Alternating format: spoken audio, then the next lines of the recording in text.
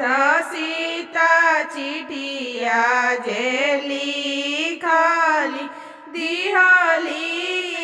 राम जी के हाथ दिहली में राम जी के हाथ ए जी हरदी के हाथ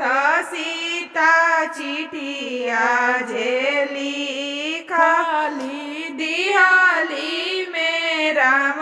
जी के हाथ दिहली में राम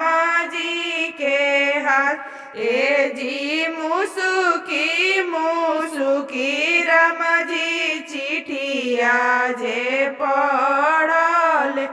अते काहे सीता व्याकुल अते काहे सीता व्याकुल ए जी सीता के पापा कठिन व्रण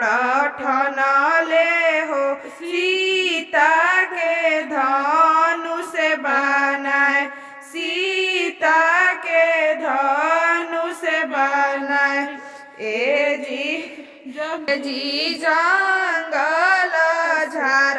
से मुनि लोग आवाले धनुष के छुई छुई जाए ए जी जंगल झार से मुनि लोग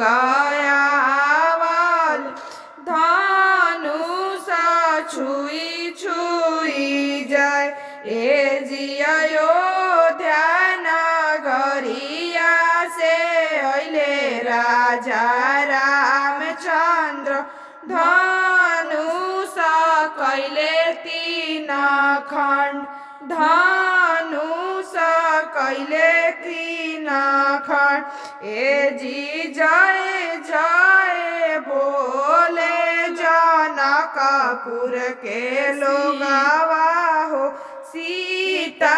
विवाह श्री राम सीता विवाह श्री राम ए जी जय जय बोले जनकपुर के लोगवा हो सीता बियाहे श्री राम सीता बियाहे श्री राम।